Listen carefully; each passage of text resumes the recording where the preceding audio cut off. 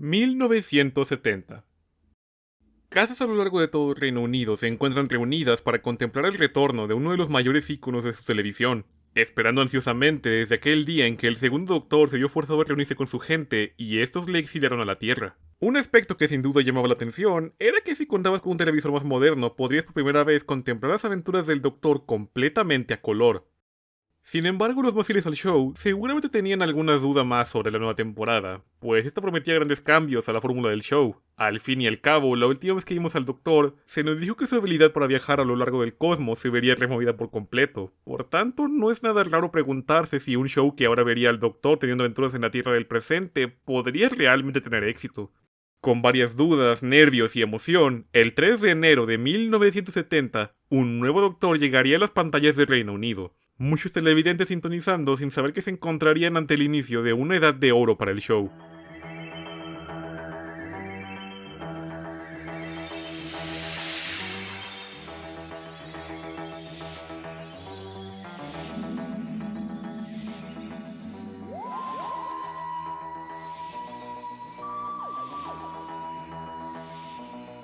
Cuando la era del segundo Doctor llegaba a su fin, para el equipo detrás de la serie se volvió muy aparente que el show necesitaba algún tipo de cambio. La necesidad constante de montar un set tras otro con los que representara ecosistemas alienígenas volviéndose cada vez más costosa, al punto en que comenzaron a pensar que esta dejaría de ser rentable. De este modo, inspirado por otros shows de la era, fue que se realizó la decisión de llevar el show a una dirección completamente diferente. Esta vez tendríamos un Doctor que no saldría de la Tierra, teniendo que defenderla tanto de amenazas alienígenas como de los peligros desconocidos que hasta entonces yacían en nuestro planeta. Con un énfasis militarizado, el tercer Doctor llegaría con nuevos compañeros, en la forma de UNIT, organización ya establecida en la era del segundo Doctor. Ahora veríamos al tercer Doctor trabajando para dicha organización, siendo contratado como un consultante científico, especializado en aquello que proviene del espacio exterior. Como una especie de salvavidas en caso de que este formato no funcionase, hacen que el Doctor acceda a trabajar para UNIT mientras estos le permitan usar su tecnología con tal de intentar reparar la TARDIS. Probablemente esto sirviendo como una promesa de que en algún punto volveríamos a ver al Doctor viajar a planetas lejanos. Sin embargo, dicha opción no sería usada por un muy largo rato, por un muy sencillo motivo. El tercer Doctor cuenta con probablemente la mejor temporada introductoria de toda la era clásica.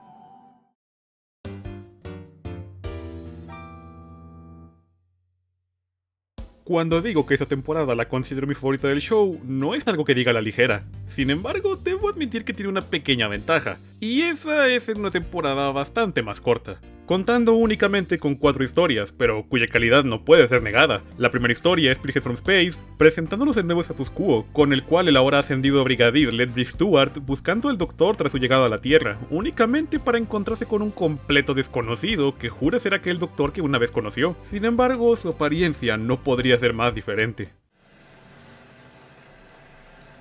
Oh no. Oh no. That's not me at all. Interpretado por el en aquel entonces ampliamente conocido Jon Pertwee, el tercer Doctor es una figura considerablemente más alta que sus predecesores, acompañado de ropa excéntrica que siempre lo hace resaltar en escenas, aprovechando el formato a color para tener el Doctor en múltiples trajes distintos. El Doctor es convertido en una figura de autoridad, con poca paciencia por la aburrida burocracia humana que impide constantemente salvar vidas. En esta historia veríamos también sentarse la relación del Doctor con sus nuevos compañeros, con el Brigadier como un igual en rango y además una asistente personal llamada Liz Shaw, con quien el Doctor forma un entendimiento rápido, pues ella se trata de una mujer de ciencia. Por último, esta historia también nos presenta con una estructura básica para episodios futuros. Ya sea UNIT o el Doctor descubriendo un misterio que lentamente desarrollan hasta encontrarse con el culpable, quien usualmente resulta ser algún monstruo o alien. En el caso de esta primera historia, presentándonos con los Autons, aliens que habitan cuerpos hechos de plástico, intentando una conquista de la Tierra que el Doctor impedirá. La segunda historia se trata de una de mis favoritas, The Silurians, en la cual el Doctor tiene que resolver una crisis en la que una especie fue descubierta bajo tierra, los titulares Silurians, quienes no se tratarían de aliens, sino de una raza que previamente había reinado la Tierra antes de que los humanos evolucionaran, ahora deseando conquistar de vuelta el planeta para tomar lo que para ellos es suyo por derecho. Un gran motivo de que esta historia me sea significativa sería porque introduce los aspectos políticos por los que esta era sería definida. El Doctor, famosamente un pacifista, teniendo que intentar todo en su poder para detener esta amenaza mientras intenta llegar a un acuerdo, pues también puede entender el punto punto de vista de los Silurian. Tristemente, veríamos cómo el miedo a lo diferente acaba comiéndose a ambos lados, con Silurians más radicales tomando el control, forzando al Doctor a sellar a su especie nuevamente, únicamente para que Unit les bombardee, en pocas palabras acabando con aquella especie. La historia nos deja con un final agridulce en el cual, a efectos prácticos, el Doctor ha perdido, y los últimos planos reflejan perfectamente la decepción del Doctor ante esa situación. Ambassadors of Death e Inferno, ambas geniales historias en su propio mérito, sirviendo para recalcar más los cambios que el show traería, dejando muy claro cómo lo más amenazante muchas veces no sería un monstruo al que derrotar, sino cosas como la codicia, el miedo o el odio, cosas que usualmente causarán que sea un humano quien realmente acaba arruinando la situación, ya sea por tomar acciones demasiado drásticas y otras al contrario, por una completa inacción. If I could leave, I would. If only to get away from people like you. Doctor? And your petty obsessions. England for the English, good heavens, man. I have a duty to my country. Not to the world. Este tipo de historias pueden ser encontradas a lo largo de toda la era de Pertwee, historias como Conan in Space, The Mutants o The Green Dead, cargando mensajes fuertes en contra del totalitarismo, el racismo, el capitalismo y la guerra, cosas que ciertamente no esperaba ver al show tocar tan rápido, al menos no de manera directa. Sin embargo, todo tiene sentido cuando tomas en cuenta que nos encontramos en los 70s, probablemente una de las décadas con el mayor sentimiento liberal de la historia, movimientos a los cuales la gente a cargo del show durante esta época claramente tenía muy fuertes opiniones a favor. El propio Pertwee incluido, quien despertó muchos sentimientos rebeldes y antiautoridad tras servir como marino durante la Segunda Guerra Mundial. Sin embargo, el que esas historias tengan esos conceptos como foco no significa que los monstruos de antaño se hayan ido. Pese a que estemos en la Tierra, el show no teme a que seres de otros planetas lleguen a visitar, o incluso a mostrar seres ocultos dentro de nuestro propio planeta, cosa que en ocasiones, tristemente, de admitir que no se sienten exactamente bien incluidas. Tomemos de ejemplo la cuarta historia de la primera temporada, The Inferno. Una historia muy interesante en la que el Doctor, intentando arreglar a TARDIS, acaba viajando a un universo paralelo y nos muestra una raza de hombres lobo, o algo así. Ya de por sí la amenaza principal de esta historia era bastante intrigante, con una excavación que podría causar un desastre natural con consecuencias climatológicas para todo el mundo, teniendo el punto de vista del Doctor en un universo que ni siquiera logra salvar, dada toda la oposición que encuentra en un Reino Unido gobernado por ideales fascistas, mientras en el universo principal vemos como lentamente el mismo desastre está a punto de detonar, llenando de tensión el ambiente, con un Doctor desesperado por volver para evitar que su Tierra enfrente la misma catástrofe. Y además hay hombres lobo. ¿Entienden por qué digo que el monstruo sobra? Claro, no todos los enemigos presentados fueron malos. Los Sontaran, por ejemplo, acabarán volviéndose un enemigo recurrente para futuros doctores, con todo y esa cabeza de patata. Pero estos palidecen ante la figura antagónica más importante de esta época. Un enemigo ingeniado con el único propósito de crearle un rival al Doctor. Un rival que pueda ser su igual en ingenio. Por supuesto que estoy hablando del Máster.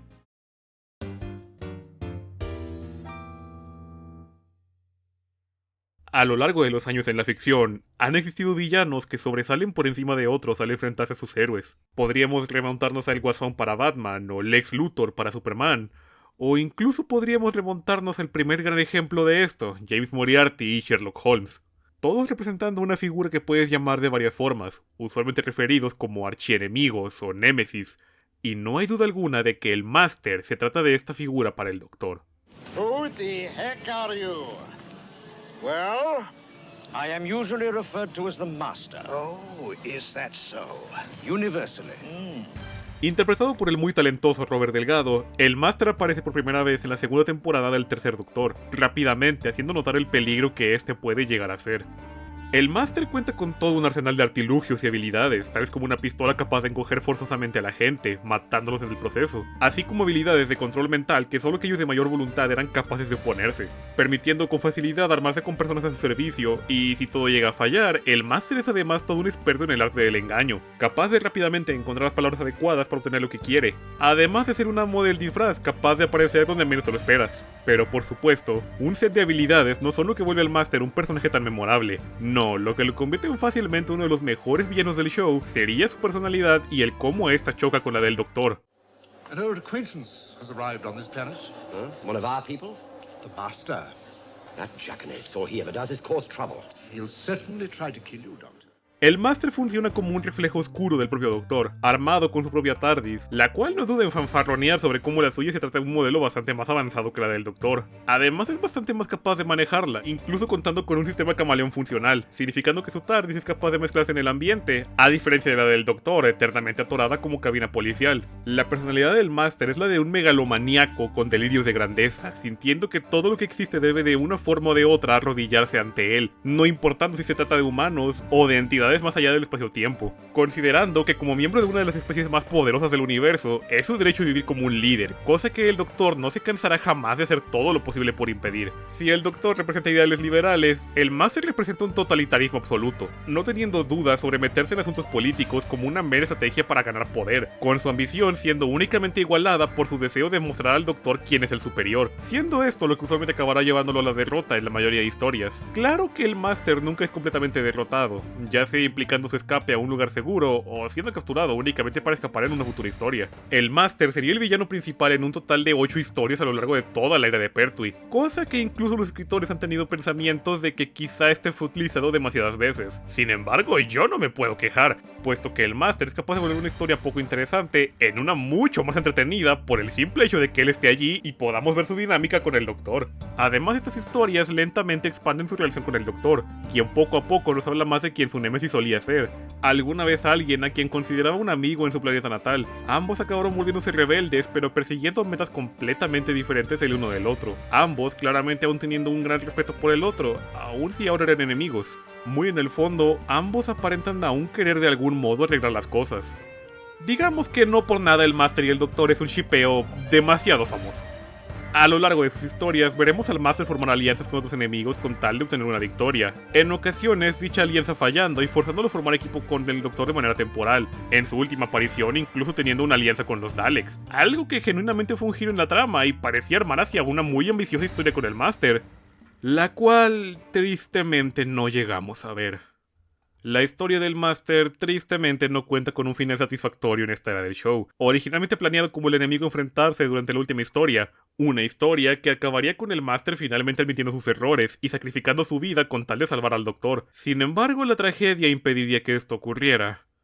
El 18 de junio de 1973, Roger Delgado trágicamente falleció en un accidente de tráfico a sus 55 años.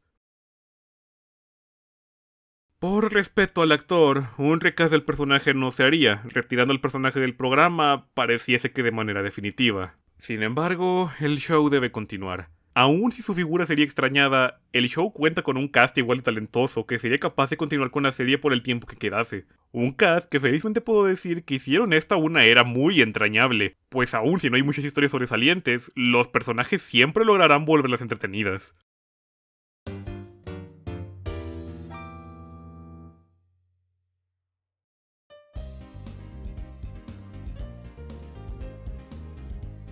A lo largo de toda la era de Pertwee veríamos un Doctor teniendo que cooperar con las fuerzas de UNIT, en especial siempre estando del lado de su líder, el brigadier Alastor Gordon Lethbridge Stewart. Introducido originalmente en la era del segundo Doctor, el brigadier sería ahora presentado como un nuevo acompañante del Doctor, pero esto no sería de la manera tradicional, ya que si bien acaba involucrándose en múltiples aventuras, sería común ver al brigadier manejando todo el aspecto burocrático de la situación, aquellas partes con las que el Doctor no podría molestarse en atender, muchas veces incluso poniendo a prueba la paciencia del Doctor, mientras el brigadier intenta lidiar con asuntos muy delicados.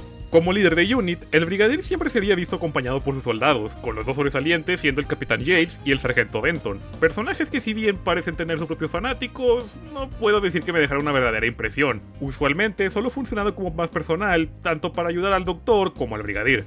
Algo genuinamente fascinante sobre el brigadier es el cómo su relación con el Doctor, pese a claramente ser una amistad en la que ambos se respetan mutuamente, constantemente acabarán en desacuerdos por el modo de hacer las cosas. Ya sea porque el Doctor busca un modo más moral de hacer las cosas, mientras el brigadier un método rápido pero más violento. Ese respeto inicial que ambos tenían lentamente creciendo aún más al darse cuenta que ambos de un modo u otro buscan lo mismo. Incluso más adelante les podríamos ver cuestionarse cada vez menos, llegando a un punto de entendimiento que llevará a una de las amistades más longevas del Doctor, siendo que el brigadier se volvería una figura recurrente a lo largo de múltiples eras del show.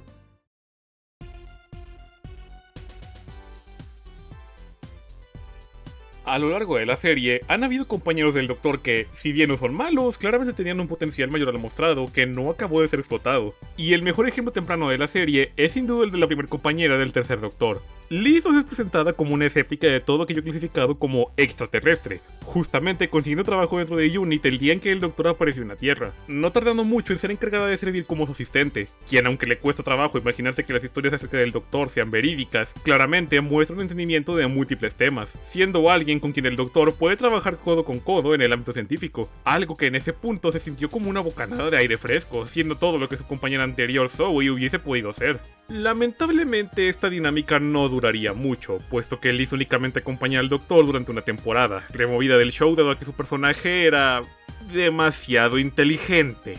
Para los productores, el rol que una compañera principal del Doctor debía servir era aquel de un sustituto de la audiencia, un personaje con el que nos podamos identificar y haga las preguntas que todos nosotros nos hacemos. Algo que Liz no cumplía debido a que, bueno, su personaje entendía demasiado bien al Doctor, siendo capaz de acostumbrarse muy rápido a todo lo que él presentaba, seguramente llenando de dudas si el público era capaz de seguir la historia sin un personaje más, por falta de mejor palabra, tonto. De cualquier forma, la salida de Liz del programa pareciera ser una eventualidad. Su actriz poco después descubriría que estaba embarazada, algo que no le hubiese permitido continuar dado los tiempos de grabación estrictos que el show manejaba. De esta forma, Liz quedó solo en la memoria, para mí recordada como uno de los compañeros más infravalorados de la serie.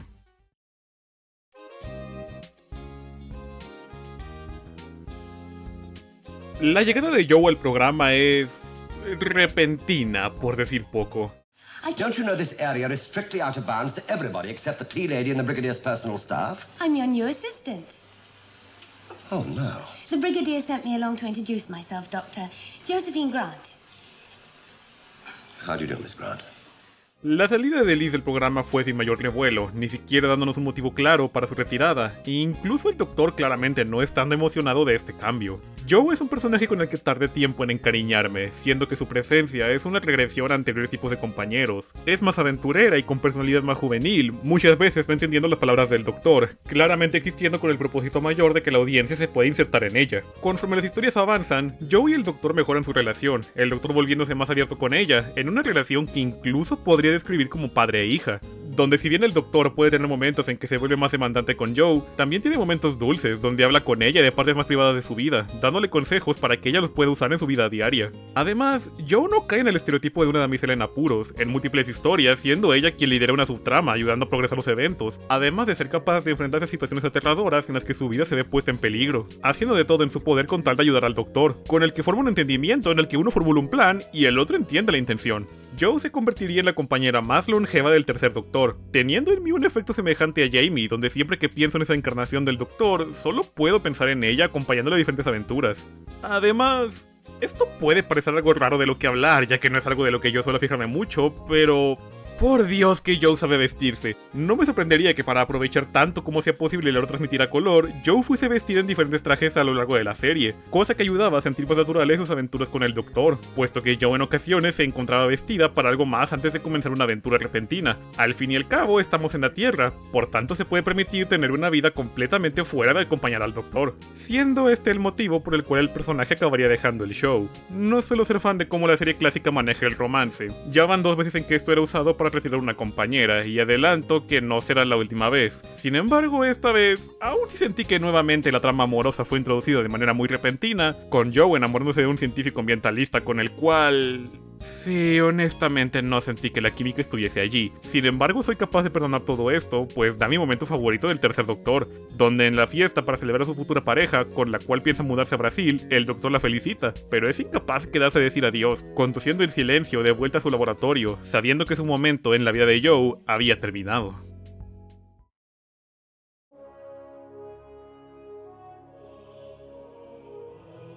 A inicios de la era de los 70s, la cara de Jon Pertwee no era desconocida, siendo considerado un hombre muy popular en el mundo de la comedia. Con una cara maleable y expresiva, además de una facilidad de palabra con la que podía hacer funcionar cualquier material que le diesen, no es ninguna sorpresa que todos esperaran encontrarse con un Doctor mucho más apegado a su segunda encarnación. Sin embargo, los deseos de Pertwee eran bastante diferentes, tomando al Doctor como un papel con el cual mostrar tantas de sus cualidades como actor como le fuese posible, entregando un Doctor con un tono más serio que el anterior, no aguantando los sinsentidos en que constantemente se ve envuelto por otras personas. sin embargo con una actitud extravagante, siempre bien vestido en trajes elegantes fuera de época, además de conducir un muy vistoso auto amarillo, que pese a que por su exterior parezca una antigüedad, el Doctor adaptó a sus gustos hasta volverlo más avanzado que cualquier otro vehículo del planeta. Otro gran cambio en este Doctor sería su relación con la violencia. Hasta ahora, el Doctor solía tener un acompañante que podría pelear por él, dejándole a su acompañante las peleas físicas, mientras el Doctor se encargaba de resolver la situación en su mente. En esta ocasión, pese a trabajar por una instalación militar, veríamos un Doctor que no teme meter las manos de ser necesario. Inspirado por el auge de James Bond, tendríamos un Doctor equipado con múltiples artilugios nuevos, con habilidades para conducir todo tipo de vehículos en persecuciones de alta velocidad. Además, el Doctor nos introduce a su estilo de combate favorito, Aikido venusiano.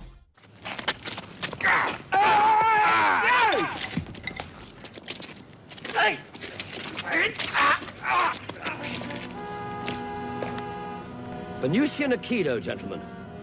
I do hope I haven't hurt you. Con esas habilidades que es imposible imaginar al primero o segundo Doctor utilizando, tendríamos un Doctor mucho más activo que nunca. Un héroe de acción que encontrará cómo resolver una situación de un modo u otro. Su sabiduría y fuerza son todas envueltas en una extravagante personalidad gentil con sus compañeros, lentamente aprendiendo a apreciar las cosas pequeñas de la vida, ya sea entreteniéndose a sí mismo arreglando su auto, o participando en celebraciones humanas que le parecen entretenidas, incluso adoptando el nombre humano de John Smith. Sin embargo, sus actitudes más gentiles acaban una vez es hora de entrar en acción. De entre los doctores puedo señalar al tercero como uno de los menos pacientes con sus enemigos, teniendo discusiones con estos donde abiertamente señalan sus errores, y si alguien llega a decir algo que él considera desquiciado, podemos verlo perder los estribos por un momento. This planet as it stands is no longer of any use unless we make the atmosphere breathable. Even if it means wiping out every Solonian in the process. Earth is fighting for its survival. The side effects are of no importance. Genocide is a side effect. Este aspecto de su personalidad, sin embargo, a veces vuelve a este Doctor un personaje algo dudoso. En él hay un claro resentimiento por estar atrapado en la Tierra, algo que todos a su alrededor pueden notar, especialmente dado que se la pasa intentando arreglar la TARDIS, sin mayor éxito para su desgracia. A veces esto causa tensión, pues el Doctor más de una vez genuinamente intentó irse, siendo detenido ya sea por un error de la TARDIS o porque los Time Lords hicieron algo para impedir que la TARDIS salga de la Tierra, dando la pregunta de qué pasaría cuando algún día logra arreglarla. Una pregunta que sería respondida tras una historia muy especial, puesto que Pertwee duraría lo bastante en el programa para ser el Doctor durante el 10º aniversario, donde por primera vez el Doctor conocería al Doctor.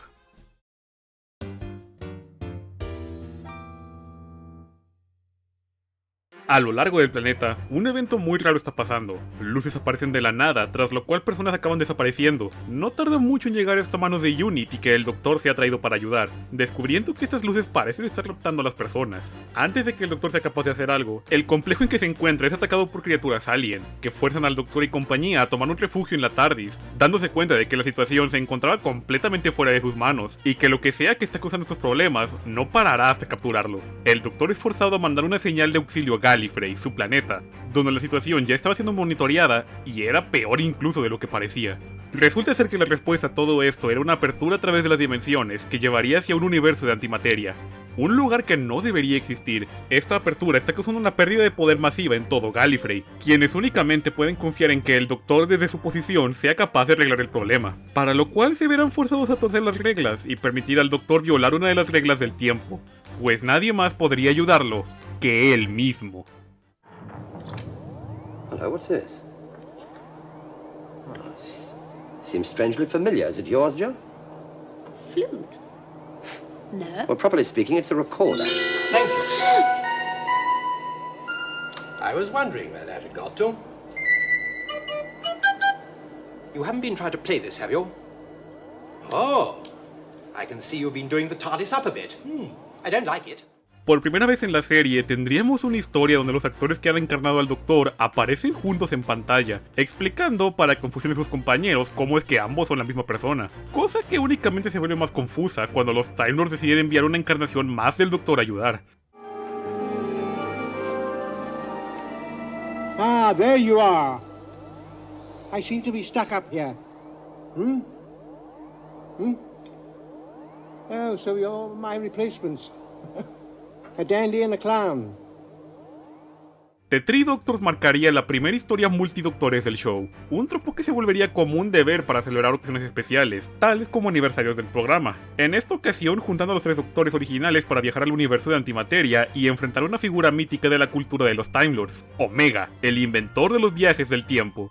Omega me parece uno de los villanos más interesantes de esta época, el Doctor reconociéndolo como una figura importante de la cultura de Gallifrey. Sin embargo, este revela que su leyenda no es contada del todo sincera, siendo que este fue desde su punto de vista traicionado por los Time Lords el día en que encontró el método para viajar en el tiempo, sufriendo un accidente que lo dejó varado en el universo de antimateria, el cual con su gran poder mental ha moldeado a su gusto, obteniendo poder que lo vuelve como un dios de esta dimensión. Únicamente derrotado una vez el Doctor le hace darse cuenta de que todo lo que entra a este universo eventualmente desaparece, y él no debería ser la excepción, su forma actual no siendo más que su conciencia, aún apegada a la vida por fuerza de voluntad bruta. Es un giro extrañamente trágico para esta era, con Omega incapaz de aceptar su propia muerte, y el que jamás podría abandonar el universo de antimateria, comenzando a destruir todo, forzando a los Doctores a un último escape uniendo fuerzas.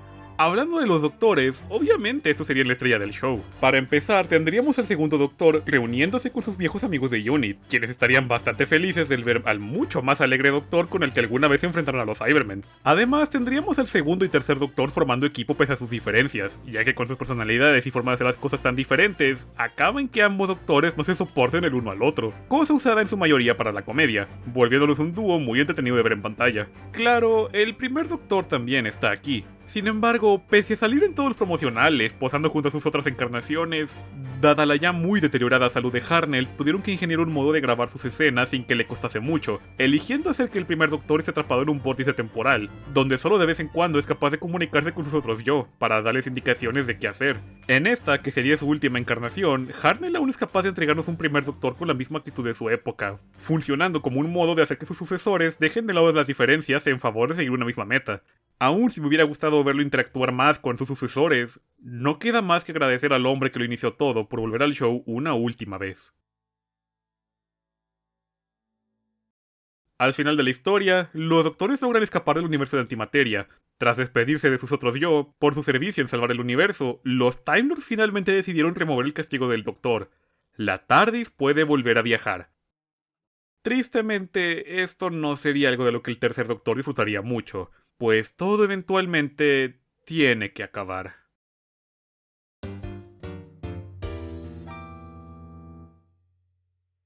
Para el final de la era de Pertwee, el show tenía un presupuesto mucho más elevado que nunca, con los escenarios, maquillaje e incluso efectos volviéndose sorprendentes para la época. Todo gracias a que el show llegó a un nuevo nivel de popularidad no visto desde el 63 con la Dalekmanía, incluso teniendo a Pertwee como el Doctor en apariciones públicas, siendo el primero en interpretar al personaje fuera del show, acercándose más al público y volviendo al personaje todo un ícono de la televisión en Reino Unido, con otros países comenzando a tener más interés en el programa. Sin embargo, las últimas temporadas del tercer Doctor son distintas. El Doctor nuevamente podía viajar en su TARDIS, si bien ya previamente había encontrado modos de hacerla funcionar a medias, esta vez estaba de vuelta a sus máximas capacidades, teniendo finalmente aventuras en que el Doctor viajaba a planetas lejanos, hacia el futuro y hacia el pasado de manera mucho más libre. Eventualmente esto alzaría la pregunta de por qué el Doctor aún se quedaba con UNIT, en especial una vez su tan longeva compañera Joe dejó el programa. Dudas sobre si esta época podría continuar únicamente incrementaron en la última temporada, en la que las cosas claramente estaban cambiando. No solo Roger Delgado había fallecido, como dije anteriormente, sino que además los contratos de los actores que formaban la familia UNIT estaban acabando y no eran renovados. Eventualmente, el propio Pertwee, quien encima de todo lo anterior empezaba a sufrir problemas de espalda, decidió por cuenta propia tampoco renovar su contrato, tras 5 temporadas, su época llegando al final. Sin embargo, dejando una marca imborrable en el show. Así que elegir cómo acabar esta era no debió ser algo sencillo en lo más mínimo. Pero si recuerdas una parte anterior en este video, ya sabrás que tristemente el final de esta era tendría sus problemas. La historia originalmente pensada como el final del tercer Doctor no pudo llevarse a cabo, tomando su lugar otra historia en que el Doctor se enfrenta a arañas psíquicas del futuro. ¿Hace falta que diga que esta no es una historia realmente digna de ser el final de este Doctor?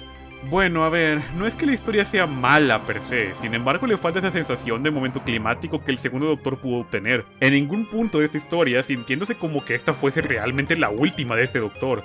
Sin embargo, eso es lo que tenemos y tiene un último dilema interesante para esta encarnación del Doctor. Tras reencontrarse con aquel gurú de su infancia, quien le da coraje al Doctor para hacer lo que es necesario, el Doctor enfrenta su propia muerte, absorbiendo un montón de radiación con tal de poder encarar a la Reina de las Arañas. Y así, tal y como su época comenzó, el Doctor tambalea de la TARDIS, débil, cerrando sus ojos mientras da su último respiro. Sus compañeros lloran su muerte, pero aquel gurú les recuerda tanto a ellos como a los espectadores que la muerte no es el final para un Time Lord, pues la edad de oro del programa apenas está comenzando. Look, Brigadier, look! I think it's starting. Well, here we go again.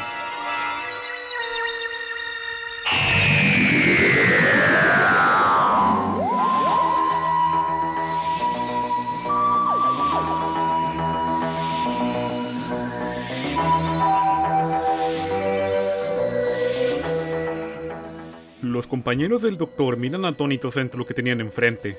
El doctor nuevamente había cambiado de forma, esta vez una apariencia más joven, quien al despertar... The square on the hypotenuse equals the sum of the square on the other two sides. Why is a mouse when it spins? Never did know the answer to that one. No parece tener nada que ver con su previa encarnación. Más irrespetuoso con la gente a su alrededor, altamente hiperactivo, incluso a punto de abandonar a todos sin mayor pensamiento, únicamente quedándose cuando sus compañeros le insisten. El cuarto doctor no es como nada que hubiésemos tenido antes, llevando la excentricidad del personaje a un punto casi ridículo, únicamente creíble gracias a la increíble actuación de Tom Baker, quien se encarga de convertir su loca y diferente versión del doctor en la que uno puede argumentar sería la más reconocible en toda la historia del show. No, Doctor. I'm the Doctor, and I say that you're not fit. You may be a doctor, but I'm the doctor. The definite article, you might say. Look here, Doctor. You're not fit. Not fit. Not fit. Of course I'm fit. All systems go.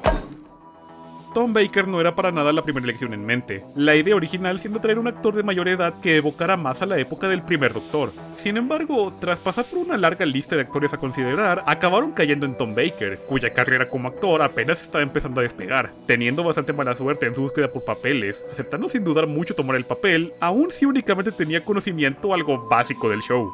Fue solamente una vez que las grabaciones comenzaron que todo sencillamente funcionó, puesto que Baker recibió una única orden: interpretar al Doctor como si fuese él mismo.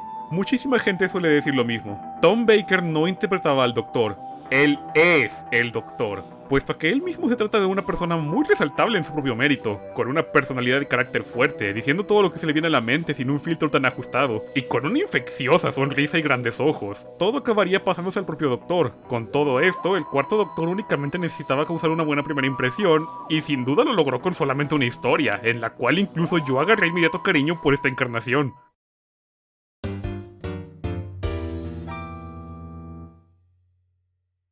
Su primera historia, titulada simplemente Robot, no es muy resaltable en cuanto a narrativa, sin embargo la considero tal vez la mejor historia introductoria para un nuevo Doctor, utilizando el formato tan visto previamente en la era de Pertwee, con Unit enfrentándose a un grupo de neofascistas intentando tomar control por la fuerza y la ayuda de un poderoso robot. Sin embargo, todo esto que sería solo una historia del montón para el tercer Doctor es hecho muchísimo mejor, puesto que se nos pone un escenario familiar pero visto desde el punto de vista de un nuevo Doctor, dejándonos presenciar más aspectos de su personalidad, como lo esporádico que puede llegar a ser o su capacidad para improvisar en el momento. Tras dicha historia, el Doctor se llevaría a su compañera, Sarah Jane, junto a un miembro de Unit, Harry Sullivan, pues esta nueva encarnación del Doctor encaja muchísimo más como un espíritu libre, quien ni siquiera se le cruzaría por la mente estar en un solo lugar por tanto tiempo, poniendo punto final a la era de Unit para abrir paso a nuevos viajes a través del cosmos. Su primera temporada tiene varias historias buenas, incluyendo una aventura hacia el futuro de la humanidad en un arca espacial, así como reencuentro con enemigos anteriores como los Sontaran y los Cybermen, presentándonos el nuevo estilo que la serie perseguiría, bajo las riendas de un nuevo equipo de producción a cargo de Philip Hinchcliffe y Robert Holmes, quienes ya se habían armado con renombre por su trabajo en previos Doctores, guiarán esta época a una fama nunca antes vista, con propuestas más atrevidas que nunca, entre ellas convencer a Terry Nation para escribir una historia nueva sobre los Daleks para esta primera temporada, una historia muy diferente a las anteriores, en donde nos llevará a explorar el origen de los mayores enemigos del Doctor.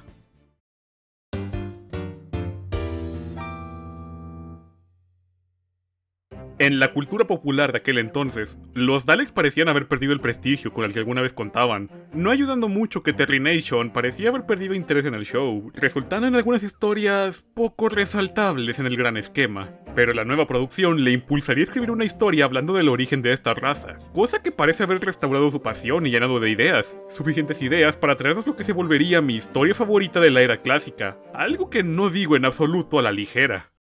El Doctor y compañía son sacados de su punto del tiempo por los Time Lords, quienes le encomiendan al Doctor una misión muy importante. Resulta ser que los Daleks estaban destinados a convertirse en una especie demasiado poderosa, una que lograría su objetivo final de conquistar a lo largo del cosmos, finalmente volviéndose una amenaza lo bastante grande para que los Time Lords decidieran hacer algo al respecto, encomendando al Doctor infiltrarse y ya sea aniquilarlos antes de que sean creados o retrasar su evolución. El Doctor acepta dicha misión únicamente para salvar el universo de tal amenaza, siéndole comunicado que ya se encontrará en el planeta natal de los Daleks, Skaro, donde no tardan en aprender que se encuentra en un terrible periodo para el planeta, en el cual los Tal se encuentran en una cruenta guerra sin aparente final contra la otra especie del planeta, los Kalets. Dado el nombre no tan ingenioso, seguramente ya te hagas a la idea de qué se supone que sean los Kalets. Por si no es obvio para ti, la historia te dará todas las pistas necesarias, ya sea esos uniformes inspirados en cierto ejército o la manera en que estos hablan con total desprecio de los Tals. Our battle cry will be total extermination of the Thals! Los Kalets son la especie original que está destinada a convertirse en los Daleks. Algo que nos deja muchas preguntas, puesto que previamente se nos había dicho y dado ligeros vistazos a cómo los Daleks no eran más que trozos de carne metidos dentro de una máquina, haciendo que uno se cuestione cómo es que llegaremos a ese punto, especialmente dado que se supone que este será el gran día en que los Daleks serán creados. Nuestras preguntas serán respondidas cuando se nos presente una nueva figura, pues finalmente conoceremos al ser que fue capaz de crear a los Daleks, Davros. Halt. Now. Exterminate.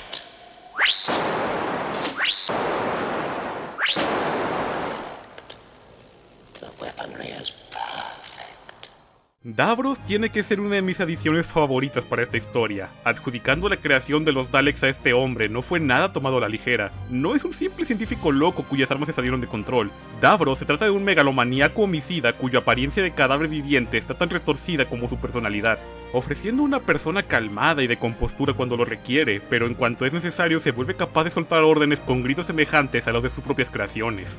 Dos momentos con Davros ayudan a señalar lo retorcido que este realmente es. Uno siendo cuando logra capturar al Doctor y lo cuestiona sobre el futuro de sus creaciones, donde lo vemos fascinado con lo que estos lograrán, viendo el exterminio que tendrán en el cosmos como una muestra de su superioridad, como los seres perfectos y más poderosos del universo. Del mismo modo veremos cómo tiene tanto ego por sus propias creaciones que ante la idea de que políticos Kalet quieran detener sus experimentos, toma la decisión inmediata de que los Kalet deberían ser borrados también del mapa para abrir paso a una nueva era, formando una alianza con los Tals para lanzar un ataque que ponga fin a la guerra, únicamente para forzar a los Kalets más leales a Davros a obedecerle como un nuevo líder, permitiéndole así liberar a los Daleks para empezar un genocidio en contra de los Tals.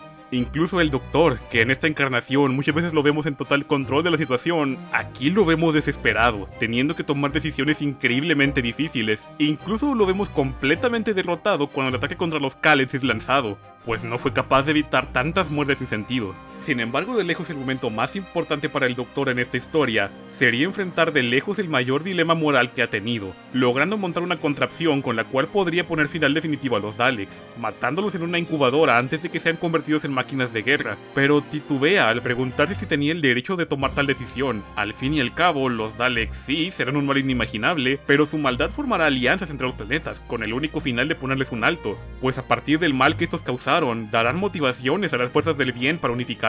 Para fortuna del Doctor, no se ve forzado a tal decisión, permitiendo la creación de los Daleks pero encerrándolos en el complejo por cientos de años, de esta manera retrasando muchísimo su evolución, esperando que los Daleks que surjan puedan ser detenidos.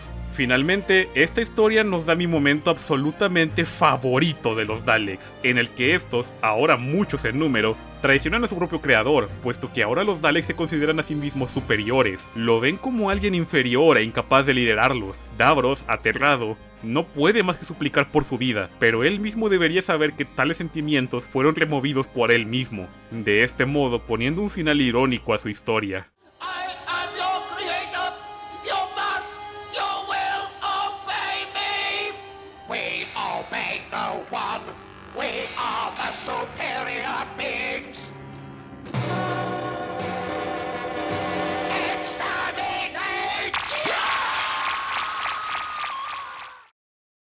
genuinamente podría ser un video entero dedicado solamente a esta historia. Sin embargo, aún queda muchísimo por explorar del Cuarto Doctor, dado que el éxito de la primera temporada únicamente continuaría cuesta arriba. Con un total de 7 temporadas, la era del Cuarto Doctor sería la más longeva del show, y no es ningún misterio el porqué, contando con una multitud de historias que continuaban desafiando las normativas de lo que el show podría llegar a ser. Si tuviese que resaltar algunas, tendría que hablar de cosas como Pyramids of Mars, en la que el Doctor enfrenta un culto al servicio del dios egipcio Sutek, quien resulta en realidad tratarse de un poderoso alien con habilidades de control mental, con las cuales casi domina incluso la mente del Doctor. Otra sería Brain of Morbius, donde el Doctor se encuentra con otra figura famosa de la cultura de Gallifrey, un Time Lord llamado Morbius. Sí, ya sé, ya hiciste el chiste en tu cabeza. Quien fue reducido a meramente un cerebro, el cual es unido a un monstruoso cuerpo en el cual pierde la cordura al contemplar su forma. Pero de entre todas las historias que podría resaltar de esa etapa del show, hay otra de la que quiero hablar, una que definiría partes importantes del show en adelante, puesto que el Doctor es llamado para regresar a su hogar para una emergencia, donde se encontrará con un viejo enemigo con el cual aún tenía cuentas pendientes.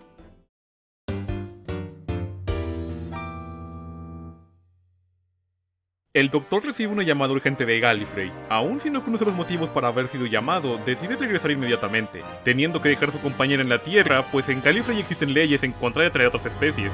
De esta manera, volviendo esta la única aventura en toda la serie clásica donde veríamos al Doctor sin ningún tipo de compañía. El Doctor comienza a tener visiones, con las cuales puede ver cómo el presidente de Gallifrey sería asesinado ese mismo día, cosa que el Doctor hace su misión personal impedir. Dado que el Doctor aún es considerado un rebelde, se verá forzado a infiltrarse entre su gente, intentando encontrar el cómo y cuándo ocurrirá el intento de asesinato, únicamente para darse cuenta que fue guiado hacia una trampa, para implicarlo como el asesino del presidente, forzándolo a pelear con uñas y dientes por su libertad, encontrando un complot de corrupción dentro de los altos miembros del Consejo de Gallifrey. La pregunta es, ¿quién pudo ser la mente detrás de un plan tan elaborado en contra del Doctor? ¿Quién tiene los recursos y la capacidad de formular un plan a semejante escala contra la civilización más poderosa de todo el universo? Resulta ser que detrás de todo se encontraba un viejo enemigo del Doctor, con un cuerpo con la apariencia de un cadáver, puesto que se vio forzado a una regeneración artificial, antinatural. El Máster había regresado. I must see them, Doctor, die, shame and dishonor. Yes, and I must destroy the Time Lords. Nothing else matters. Nothing. En una de sus encarnaciones más interesantes, el Máster regresaría no solo para intentar nuevamente vencer al Doctor, sino que además tendría el profundo deseo de destruir a su propia especie, presentándonos así a una encarnación más consumida por el odio y la furia. Sin embargo, aun si el regreso del Máster se siente triunfal, lo que más resalta de la historia es el cómo nos ofrece un primer vistazo a Gallifrey y su cultura. No es tan solo una probada como lo fue en The War Games, puesto que aquí se nos dio un vistazo muy extensivo en cómo todo el planeta del Doctor funcionaba, estableciendo cosas tan simples como la política de Gallifrey, hasta incluso revelarnos más sobre el pasado del Doctor, como el que este pertenecía a la clase alta previo a renunciar al planeta, y por tanto sabe perfectamente cómo arreglárselos con políticos, al punto de poder invocar una ley poco conocida de su sistema para obtener un poco de tiempo en libertad. Otra cosa es que los Time Lords cuentan con algo conocido como la Matrix, en donde la historia de cada miembro de su especie se encuentra escrita. Sin embargo, con los de Gallifrey confiando quizá demasiado en el aparato, no creyendo que el Máster fuese capaz de infiltrarse en esta para borrar sus datos.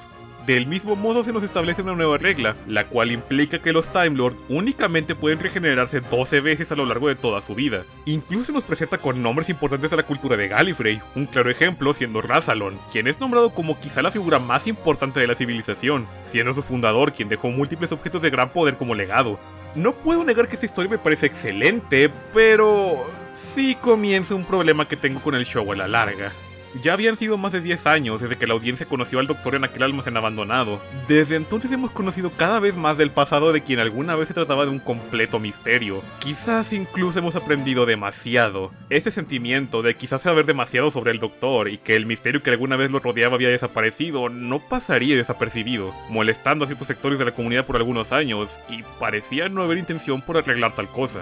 Sin embargo, este no sería el único problema. Como dije previamente, el show en esta época comenzó a mostrar contenido mucho más atrevido. Y si algo hay que recordar sobre cómo solían ser estas épocas, es lo increíblemente sensacionalistas que pueden ser las personas.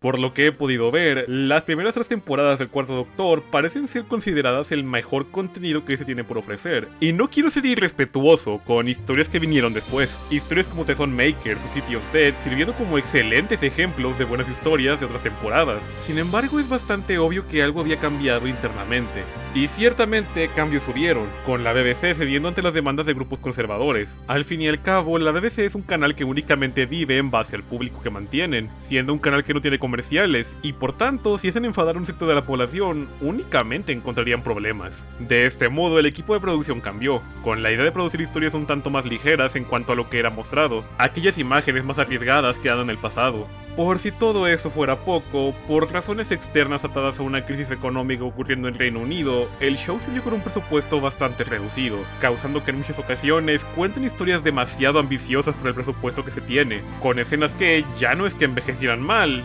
simplemente se ven mal. Incluso para la época, en la que se le comparaba con otros shows de temática semejante, como Battlestar Galactica o Star Trek, incluso una comparación injusta con la primera película de Star Wars. Eventualmente, los constantes cambios en el programa llevarían a contratar a una persona que llevaría muchísimo peso en sus hombros. Un nuevo productor que pasaría la infamia en el fandom, por múltiples decisiones que tomó en su mandato que, a ojos de muchos, no solo terminaron la era de oro, sino que incluso se le suele señalar como el hombre que lentamente mató el programa. Este es John Nathan Turner. Para mí, el odio hacia Turner es quizá en altos niveles exagerado. Sin embargo, es imposible negar el cambio drástico de la dirección que trajo al show. No solo el tipo de historias cambiaron, sino que la sensación general por igual había cambiado de manera drástica. Las historias eran menos atrevidas, bebiendo más de la fantasía que de la ciencia ficción en muchos casos. Incluso en la última temporada tendríamos un Doctor vistiendo un nuevo traje permanente, desechando el look casual con el que era reconocido a favor de lo que sea que este traje es. No puedo mentirles, estas últimas temporadas del Cuarto Doctor fueron de las partes más difíciles para mí de ver del show, puesto que cada vez más sentía que mi interés estaba desvaneciendo. Ni siquiera el, entre comillas, regreso triunfal de Davros me hizo sentir nada. Sí, Davros regresa más adelante para volverlo un enemigo recurrente, retconeando su muerte para decir que en realidad su silla lo mantuvo con vida por siglos, hasta que los Daleks lo encontraron cuando lo necesitaban para mejorarse a sí mismos. Una historia que francamente no tiene sentido, y que arruina demasiado de lo que me gustaba de Davros y los Daleks, reduciéndolos a meros gritos enfadados la mayoría del tiempo. Sin embargo, no todo era malo, puesto que si algo me mantenía mirando, era cómo el exceso clase de personajes continuaba cambiando, con propuestas nuevas para los personajes recurrentes.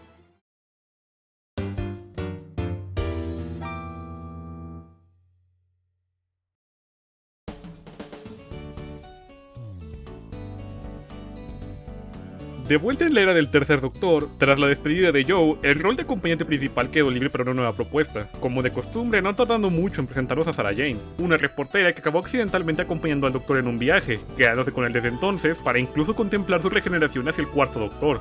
Lo que más ayuda a Sarah Jane a resaltar entre tantos compañeros para la mayoría es su participación como acompañante durante aquellas increíbles primeras 3 temporadas con el cuarto Doctor, teniendo el efecto de volverla prácticamente sinónimo con esta encarnación del Doctor para muchos.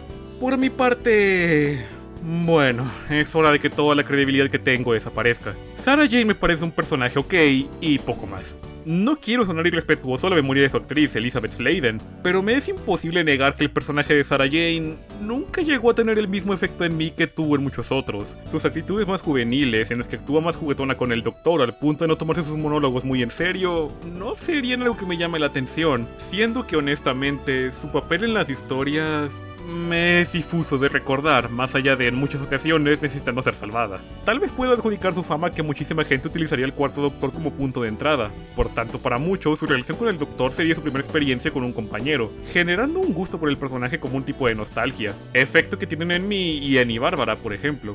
Aún así es completamente innegable la fama que obtendría el personaje, no solo volviendo al show en un par de ocasiones, sino que además años después protagonizaría su propio spin-off, que gozó de cierta popularidad en sectores del fandom.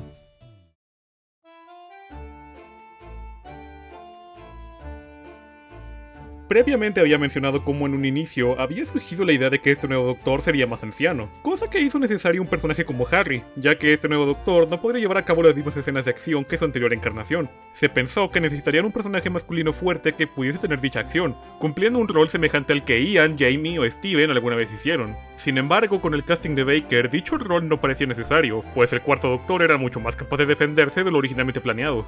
Esto haría su papel un obsoleto, haciendo que su personaje únicamente durase una temporada, cosa que realmente lamento, puesto que me parece un personaje que tenía más potencial del que acabaron dando. Un doctor de medicina, siendo algo que pudo ofrecer una dinámica más interesante. Además, tener al doctor con un dúo más capaz de seguirle el ritmo en acción, lo volvió fácilmente querible para mí. Por ejemplo, en Genesis of the Daleks, donde puede seguir los planes del doctor sin mayor problema. Pero al final es lo que es. Su personaje regresaría por un solo episodio para no volver a ser visto, haciéndome preguntar lo que pudo haber sido.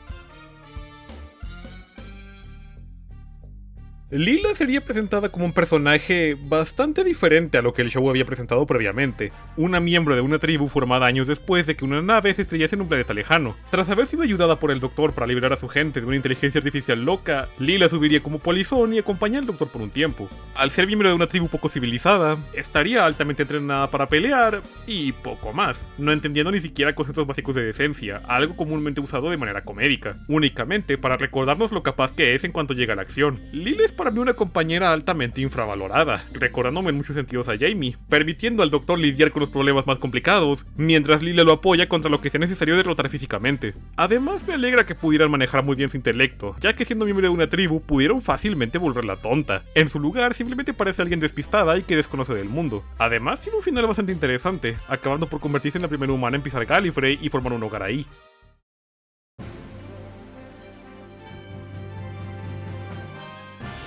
K9 sería añadido para cumplir con un tren de la época, en el cual programas de ciencia ficción añadían un personaje robot con un diseño más... ¿lindo? Bueno, una mejor manera de describirlo es... marketeable. Introducido como el compañero mascota de un médico, K9 es regalado al Doctor, no tardando en volverse un compañero leal que funge como... bueno, lo que sea que la historia ocupa que haga. K9 es una base de datos, un escáner, un hacker, y si la historia lo necesita, K9 es un arma. No pude encontrar información en qué tan bien recibido fue el personaje, pero si tuviera que adivinar, parece que lograron volverlo lo bastante icónico, hoy en día siendo amado por la mayoría del fandom. ¡Ay, qué demonios! Ni yo puedo odiar al perro robot. Alguien que sin embargo no le agradaba a K9 era Tom Baker. It's mindless now, clicking towards oblivion. How long, K9? Insufficient data. Yeah, you never fucking know the answer when it's important. Baker famosamente odiaba la inclusión de K9, especialmente odiando la prop que era utilizada para grabar, la cual era lenta, estorbosa y por si faltara poco, era propensa a fallar de manera constante, no ayudando para nada el ser introducido cuando el show comenzó a tener recortes de presupuesto. Eran muchas historias teniendo que escribir una excusa para no incluir a K9 y dejarlo en la TARDIS. Curiosamente la despedida de Leela sirviendo también como la despedida de K9, decidiendo quedarse con ella en Gallifrey para cuidarla, únicamente para que el Doctor por su cuenta saque la caja de K9 Mark II, el cual es a efectos prácticos el mismo personaje. Aun si Baker no tenía ningún agrado por el perro de hojalata, puedo agradecer que en el show logró vender la mayoría del tiempo la idea de que el Doctor le gustase estar acompañado de K9, algo muy necesario, puesto que K9 sería un compañero bastante más longevo de lo que uno pensaría, dejando el show en la última temporada de la era de Baker. Y por supuesto, no puedo hablar sobre K9 y no mencionar cómo aparentemente la BBC consideraba lo bastante exitoso el personaje para crearle su propio spin-off, K9 and Company, donde acompañado de Sarah Jane, le veríamos tener aventuras en la Tierra. Este spin-off solo tuvo un episodio que ni siquiera salió al aire porque fue cancelado.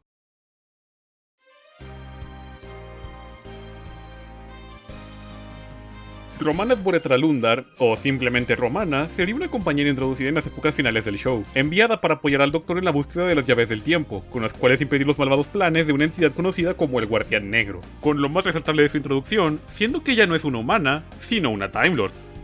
Time Lady, bueno, es de la especie del Doctor.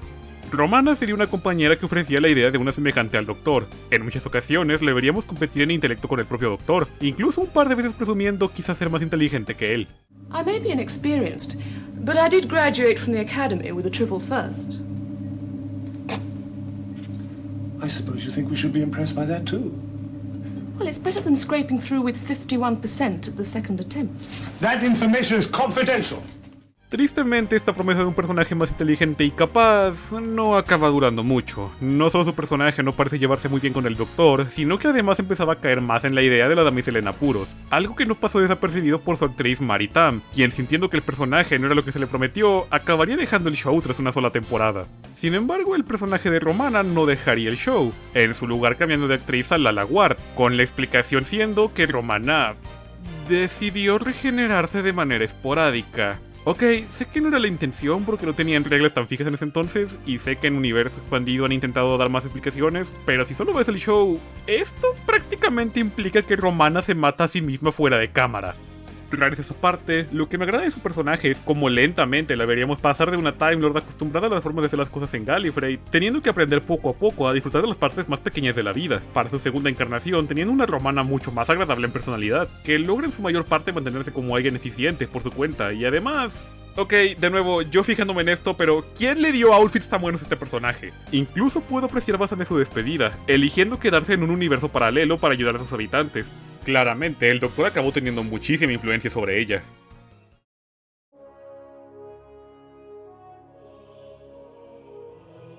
Con una sonrisa enorme, ojos abiertos y expresivos, vestido en ropas más casuales que nunca, todo envuelto en esa icónica bufanda exageradamente larga, el cuarto Doctor se convertiría en posiblemente la versión más popular del personaje. Cosa que, si bien ya he dicho que sus aventuras en las últimas temporadas no eran de mi agrado, lo que más ayudaba a sobrellevar incluso una aventura mala era siempre la personalidad de este Doctor. La actuación de Tom Baker nos dio un Doctor que podía cambiar de humor en un instante, pasando de alguien divertido y juguetón a un tono serio y comandante, haciendo que todos en la habitación deban detenerse a escucharlo. Si algo sobresale con este Doctor, es su increíble habilidad para estar siempre por delante de sus enemigos, siempre capaz de mantener la situación bajo control, aun si le toca improvisar una solución, en multitud de ocasiones valiéndose de algo tan sencillo como su carisma para tal cosa, pudiendo aparentar una falta de interés total por lo que ocurre mientras le ofrece a sus enemigos un Jelly Baby. Esta es una parte importantísima de esta versión del Doctor. No hablo de los Jelly Baby. Bueno, sí, también lo referencia mucho y salvó esa marca de la bancarrota, pero no hablo de eso. No, hablo sobre esa forma desinteresada en que entra a toda clase de aventuras, en múltiples ocasiones invitándose a sí mismo a una situación con tal de intentar resolverla, ya sea riéndose en la cara de sus enemigos mientras les insulta, o enfrentándolos cara a cara, suprimiendo todo el miedo que puede sentir al enfrentarse a algo completamente por encima de él.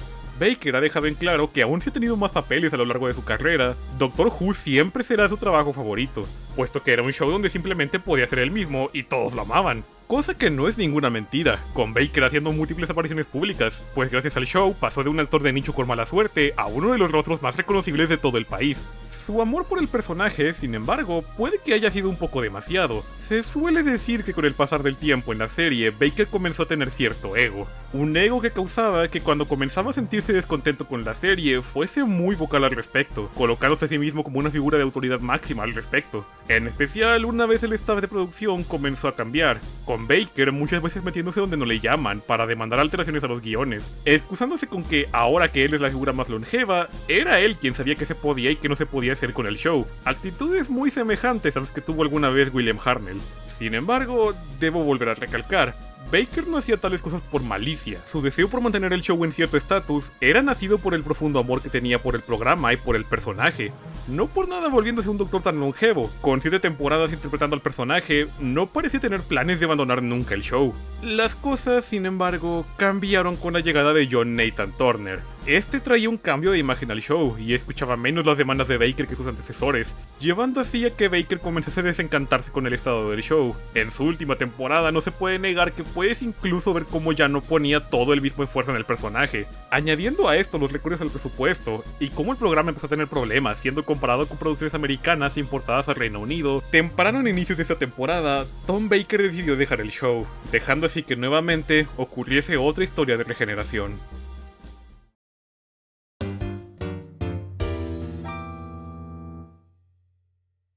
Si bien la última temporada del Cuarto Doctor fue pensada como una manera de hacer cambios fuertes en el status quo del show, no teniendo la intención de ser el final de la encarnación actual del protagonista, en retrospectiva acaba sintiéndose como un gigantesco seto para lo que vendría con el siguiente Doctor. A lo largo de la temporada, no solo nos despediríamos de Romana y K9, sino que introduciríamos a nuevos compañeros, Adric y Nyssa, y la última historia de la temporada nos introduciría un nuevo compañero en la forma de Tegan, todos compañeros de los que hablaré en el siguiente video. Pero además de eso, también veríamos el regreso del Máster en su forma de cadáver viviente, donde veríamos cómo este ahora posee la habilidad de poseer cuerpos. Lo más raro no es que es una habilidad introducida de la nada y sin mayor explicación. Lo más raro es que no se olvidaron de esa habilidad por completo. De cualquier forma, en un nuevo cuerpo, el Máster llevaría a cabo un nuevo plan para conquistar el universo, aprovechando que el Doctor está haciendo un viaje hacia Logópolis, con la intención de arreglar el sistema camaleón de la TARDIS. Todo esto mientras el Doctor es advertido de una catástrofe, no solo por las alarmas de emergencia de la TARDIS, sino que además comienza a ver las apariciones de una misteriosa figura blanca que lo observa desde el fondo, eventualmente teniendo una conversación con él, la cual se niega a elaborar, sin embargo cambiando bastante su actitud. Eventualmente, con el Máster revelándose, también se nos revela su plan con el que piensa obtener el poder para crear una ola de destrucción masiva por medio de la energía de la entropía, la cual, fuera de control, podría borrar todo el universo, cosa que casi empieza a ocurrir, puesto que cuando el Máster intenta tomar control del arma, se nos explica que la gente de Logópolis utilizaba sus poderes para mantener el universo vivo, siendo que este habría sido consumido por la entropía mucho antes de no ser por ellos. Forzados a trabajar juntos, el Máster y el Doctor viajan a la Tierra para utilizar una antena capaz de enviar una señal que lograría contrarrestar la energía de manera permanente, únicamente para que el Máster traicione al Doctor en el último momento, forzándolo a dar su vida con tal de impedir que el Máster use la entropía como amenaza contra el universo. Con el cuarto Doctor a punto de morir, aquella entidad misteriosa aparece nuevamente para revelar que había sido el Doctor todo el tiempo. Esto es un resumen de los puntos importantes de la historia final de un Doctor que menos me gusta. De acuerdo, técnicamente eso no es cierto. El sexto Doctor tiene una peor historia final, pero eso es por tecnicismos. Ya hablaremos de eso. Mi punto es que si bien esta historia suena muy bien en papel, está plagada con los múltiples problemas que esta era del show tenía y hacen muy difícil para mí disfrutarla. Créanme que odio sonar negativo, pero es que esta historia usa conceptos de ciencia ficción que rozan simplemente en ser magia, algo que sinceramente nunca me ha agradado ver en Doctor Who. Siempre que la serie intenta introducir elementos místicos, francamente se vuelve difícil para mí seguir viendo por falta de interés en lo que ocurre. Los habitantes de Logópolis son un claro ejemplo de esto. Se nos explica que son un tipo de supermatemáticos capaces de hacer cálculos a tal nivel que pueden materializar cosas, manejando las probabilidades hasta formar lo deseado. En pocas palabras, magia. Además, no sé cómo les suene esto a ustedes basado en mi resumen, pero no incluí partes de las secciones del Máster sencillamente porque no tienen sentido, manifestando su TARDIS dentro de la del Doctor por ¿motivos? Literalmente el Máster pudo haber ido a Logópolis sin necesidad del Doctor. Nada lo detenía y su plan ya de por sí era ir ahí, volviendo a sus acciones en la primera parte de la historia un sinsentido absoluto. Y luego tenemos a este sujeto. Este es conocido como el Vigilante. Francamente, siendo un concepto que funciona muy bien en la mayoría de la historia, un ser etéreo que se manifiesta entre varios personajes, guiando la situación para lograr detener los planes del Máster. Y entonces se nos dice que el Vigilante es el Doctor y no se elabora más en lo mínimo en el asunto. Por lo que puedo entender, la idea es que se trata de una versión del Doctor de una línea alterna, seguramente en la que el Máster logró su plan, ahora volviendo al pasado para advertirse a sí mismo de eventos por venir. O algo semejante. Me molesta bastante tener que acabar en una nota tan baja como esta, pero no sería sincero si intento decir que adoro esta historia o algo semejante, pero al menos me quedaba un consuelo, y era que una nueva etapa estaba por comenzar.